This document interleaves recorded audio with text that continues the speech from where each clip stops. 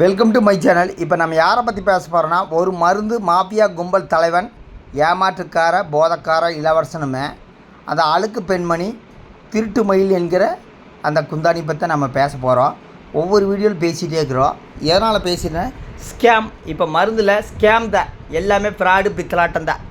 நீங்கள் ஒரு காய்ச்சலுக்காக இருந்தாலும் சரி, ஒரு தலைவலிக்காக இருந்தாலும் சரி, சும்மா மருந்தில் வாங்கி சாப்பிட்டிங்கன்னா உங்களுக்கு உடம்பில் சைடு எஃபெக்ட் நிறைய வரும். ஆனால் குடிநீர்த்தரன்ட்டு ஒரு மருந்தே இந்தியாவில் கண்டுபிடிக்கல. ஆனால் அதை ஒரு வீக்னஸாக பயன்படுத்தி அந்த அழுக்கு பெண்மணி தான் மூல காரணம். எங்கள் மாமா குடிச்சு சுற்றிட்டு இருக்கிறாங்க, எங்கள் மாமா குடிச்சு நில குழஞ்சி போடுறான்ட்டு ஒரு மருந்து வாங்குகிறாங்க, அதை வச்சு பிளான் பண்ணுறாங்க, அதை வச்சு ஸ்கேம் பண்ணுறாங்க. ஸ்கேம்னு எப்படின்னா, கொஞ்ச நாள் டாக்டர்கிட்ட போய் மருந்து வாங்கிட்டு இருந்தாங்க. அந்த டாக்டர்கிட்ட போய் நான் மக்களை காப்பாற்றுறேங்க, நான் பொம்பளைகளுக்கு வாங்கி கொடுக்குறேங்க, இலவசமாக சேவை பண்ணுறேங்கன்ட்டு பொய் சொல்லிவிட்டு மருந்தை 1000 ரூபாய்க்கு வாங்கிட்டு அதிக விலைக்கு 2000 ரூபா 15 பேக்கெட்டு வெறும் 1000 ரூபா தான் டாக்டர்கிட்ட. ஆனால் 15 பேக்கெட்டு 2000 ரூபா, என்ன 15000 ரூபா. அதே இன்னொரு 15 பேக்கெட்டு காத்தின விலை பார்த்தீங்கன்னா இடி மாதிரி அதிர்ச்சி ஆயிரு. இன்னொரு 15 நாளைக்கு என்ன சொல்கிறான்னா 6000 ரூபா வாங்குகிறான். அதாவது அந்த மருந்து பேக்கெட்டில் பின்னாடி விலையை ஸ்கெட்சில் அடித்து தான் இவன் சேல்ஸ் பண்ணுறான் வீட்டில் உட்காந்துட்டு. இதுக்கு மூல காரணம் தெரியுங்களா? அந்த தரித்திர அழுக்கு பெண்மணி குந்தாணி என்கிற பொய்யாரி காயத்ரி. அதாவது ஒவ்வொரு குடும்பத்தில் ஒரு பெண்கள் எப்படி இருப்பாங்கன்னா, டீசெண்டாக யாரையுமே ஏமாற்றாமல் அப்படியே இருப்பாங்க. அப்போ தான் அந்த குடும்பம் விளங்கும்.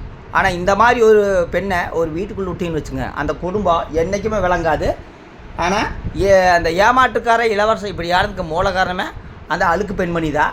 கொஞ்சம் யோசித்து கடவுளை திருத்திருக்கணும். தாந்தோடியை சுற்றி திருந்து வந்தால் இந்த இளவரசன் 2025 ரூபா திருப்பிங்க, 5 வீடு மாறி இருப்பாங்க. இவன் குடிச்சிட்டு சண்டை போகாத இடமே கிடையாது. இளவரசன் மேலே ஆல்ரெடி ஒரு வழக்கு இருக்குது. என்ன வழக்குன்னா, போதையில் கொண்டாய் அடித்த வழக்கு இருக்குது. கேட்டால் அதை நான் நல்லவன், நான் கரெக்டாக தான் போனாங்க, அவங்க தான் குறுக்கால வந்தா அப்படின்ட்டு பொய்யை பேசிகிட்டு இருப்பா. இப்போ ஸ்கேம். அதாவது இவனை சுற்றி ஒரு 5-6 பேர் இருக்கிறாங்க. ஒவ்வொருத்தருமே மீஷோ, ஃப்ளிப்கார்ட்டு, அமேசான் இதில் மருந்து வாங்குறாங்க. எதனாலன்னா, ஒரே ஆள் கண்டினியூவாக ஒரு வெப்சைட்டில் வாங்க முடியாது. அந்த மருந்து நிறுத்திடுவாங்க, மருந்து கொடுக்க மாட்டாங்க. ஆனால் இந்த ஏமாற்றுக்காரர் என்ன சொல்கிறான்னா, நான் டாக்டரோட கன்சல்ட் படி தான் வாங்குகிறேன், நான் மக்களை காப்பாற்றியாச்சுங்க, நான் வேணால் ஃபீட்பேக் கொடுக்குறேன் பாருங்கள், ஏற்கனவே நிறைய பேர் ஃபீட்பேக் கொடுத்தாச்சு, இன்றைக்கி ஃபீட்பேக் கொடுப்பாங்க வரும். ஆனால் எங்கள் வீட்டில் கணவர் குடிச்சிட்டு சுற்றிட்டு இருந்தார், உங்களால் தான் எங்கள் குடும்பம் நல்லா இருக்குது, உங்களுக்கு வெண்கல சிலையோ இல்லை தங்க சிலையோ இல்லைன்னா பித்தளையில் ஏதாவது சிலையோ கண்டிப்பாக நான் வைக்க போகிறேன்ட்டு கண்டிப்பாக இன்றைக்கி சொல்கிறாங்களா இல்லையான்னு பாருங்க. அந்த அளவுக்கு ஒரு ஏமாற்றுக்காரன் தான். அத்தனை வேத்த பாவப்பட்ட காசில் இன்றைக்கி வீடு, நகை, கொலுசு, ஆடம்பரமான கறி, ஹோட்டல் இதெல்லாம் வாழ்ந்துட்டு இருக்கிற 1ஆம் நம்பர் ஃப்ராடு தம்பதிகள் தான்.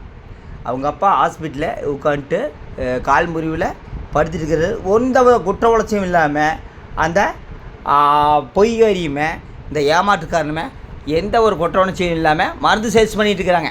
ஆனால் இவங்ககிட்ட மருந்து வாங்கலாம் 1ஆம் நம்பர் முட்டாள் தான் ஆல்ரெடி சொல்லியிருப்பேன். பரவாயில்ல, ஒன்றும் இல்லை, இனியும் ஏமாறுங்க, ஏமாந்து போங்க, ஏமாந்து போய் தலையில் கை வச்சு கோருவீங்க. என்ன காரணம்னா, இந்த மருந்து சாப்பிட்டு உங்கள் கணவர் திருந்துவார்னு காட்டினா நேராக இந்த மருந்து சாப்பிட்டு ஒரு கொஞ்ச நாள் உட்காந்துருப்பாங்க. அப்புறம் நேராக ஒயின் ஷாப்புக்கு தான் ஓடுவாங்க. அப்புறம் இவன் என்ன சொல்லுவானா, நான் மருந்து கண்டினியூவாக சாப்பிட சொன்னாங்க, யார் உங்களை நிறுத்த சொன்னா அப்படின்பா.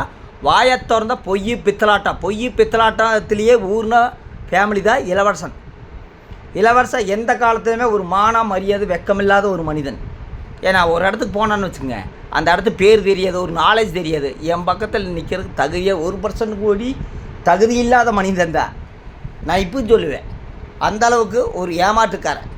அந்த ஏமாற்றுக்காரனுக்கு சப்போர்ட் ஆகுன்னு பார்த்திங்கன்னா, அந்த பொய்காரி அழுக்கு பெண்மணி. அந்த அம்மாவுக்கு சுத்தபத்தம் எதுவும் கிடையாது, ஒரு நாலேஜ் கிடையாது, 10வது பெயில் தான். 10வது பெயிலான ஒரு போலியான பெண்மணி தான் மருந்து சேல்ஸ் பண்ணிட்டு இருக்காங்க. எதனால் இதை நான் சொல்கிறேன்னா, ஸ்ரீலங்காவில் கேட்குறாங்க, அது அந்த அவங்களுக்கெல்லாம் கொஞ்சம் நாலேஜ் வேணுங்க. ஒரு டாக்டர்கிட்ட போய் MBBS படித்த டாக்டர்கிட்ட போய் நான் சொல்கிறேன் இந்த மருந்தை கிட்ட கேளுங்க, குடிநீர்த்தருக்கு ஃபஸ்ட்டு மருந்து இருக்காதான் கேளுங்க. இல்லைன்னா அந்த மருந்தோட அட்டை காமி சொல்லுங்கள். நான் என்னோடய போஸ்ட்டில் போடுறேன், சுராரின்னு போஸ்ட்டில் போடுறேன். விலையை ஸ்கெட்சில் அடித்து அதுக்கப்புறம் தான் இவன் சேல்ஸ் பண்ணுறான். நீங்கள் ஒரு மளிகை கடையில் போய் பருப்போ இல்லை பிஸ்கட்டோ ஒரு பாலோ வாங்கும்போது விலையை அடித்து நீங்கள் மளிகை கடைக்காரர் விற்றான்னு வச்சுக்கோங்க, நேராக ஃபுட் ஆஃபீஸர் வந்து சீல் வச்சிருவா. ஆனால் இவன் ஸ்கெட்சில் அடித்து அதை வச்சு தான் உங்களுக்கு சேல்ஸ் பண்ணுறான். வெறும் 1000 ரூபா பேக்கெட்டை 2000 ரூபாய்க்கு சேல்ஸ் பண்ணுறான்னா இவனோட வருமானம் 6 மாதத்தில் எப்படின்னு பார்த்துங்க. வீடியோவே போட்டுக்க மாட்டான். லைவ் வீடியோவில் உட்காந்துட்டு ஆமாம் சாமி எனக்கு வீடியோ போடல டைம் இல்லை சாமி. ஏன்னா இவர் மிகப்பெரிய தொழிலதிபர்ல. பெருமாநல்லூரில் இவரை பற்றி நீங்கள் விசாரிச்சிங்கன்னா இருக்கிறதுலே 1ஆம் நம்பர் ஃப்ராடுன்னு தான் சொல்லுவாங்க. இவன் 1ஆம் நம்பர் ஸ்கேமோட தலைவன் தான். மருந்தில் 5-6 பேர்த்த வச்சுருக்கிறா. அந்த 5-6 பேர் இவனுக்கு மருந்து சப்ளை பண்ணிகிட்டு இருக்கிறாங்க. சாதாரண நாட்டு மருந்து கடையில் வாங்கிட்டு அவ்வளோ வேற ஏமாற்றிட்டு இருக்கிறான். அதாவது குடிநீர்த்த மருந்து வேணுன்னா டாக்டர் கன்சல்ட் பண்ணலாம். நான் சொல்கிற கேளுங்க, சத்தியமங்கலம் நேராக போங்க, அணு ஹாஸ்பிட்டல் எங்கேன்னு போய் கேளுங்க. டாக்டர்கிட்ட இவனை பற்றி கேட்டு பாருங்கள். டாக்டரு அருமையான டாக்டரு, பாரம்பரியமான டாக்டரு. ஆனால் அவர் ஒரு சேவையாக பண்ணிட்டு இருக்கிறாரு. அந்த ஹாஸ்பிட்டல் பேரவே கெடுத்து வந்தால் இந்த போதக்கார இளவரசனுமே அந்த பொய்யாரியுமே போய் மன்னிப்பு கேட்க போனாங்களாமா. உங்கள் மன்னிப்பெல்லாம் எனக்கு வேண்டாம் சொல்லி இத்தனை பேர்த்த பாவம் பண்ணிக்கிறேன், நீங்கள் வந்து நல்லாவே இருக்க மாட்டா அப்படின்ட்டு டாக்டர் சொல்லியிருப்பார். ஆனால் நாங்கள் மருந்த இந்த மக்களை காப்பாற்றியாச்சு, நிறைய பேர் திருந்தியாச்சு அப்படிம்பாங்க. நீங்கள் வேணா பாருங்கள், கொஞ்ச நாள் கழித்து இவனை பற்றி தெரியும் போது காரி துப்புவாங்க. இவங்களுக்கு காரி துப்புனாலுமே இவங்களுக்கு தேவை அந்த பணம். இத்தனை பேர்த்த பாவப்பட்டு பண்ண பணத்தில் ஒவ்வொன்றா வரும் சுற்றிட்டு இருக்குதுங்க. கலிகாலத்தில் எவனும் தப்பவே முடியாது. ராமேஸ்வரம் கோயிலுக்கு போயும் கூட அந்த புனித நீர்வை சேர்த்து தண்ணின்னு சொன்னவன் தான் இவன். திருப்பி சொல்கிறேன், இவங்ககிட்ட மருந்து வாங்கி திருப்பி ஏமாந்து போயிடாதீங்க. ஏமாந்து தான் போயிட்டுருக்கிறீங்க. ஆனால் ஒரு நாள் மொத்தமாக ஏமாறும்போது உங்கள் பணம் காணாமல் போகும்.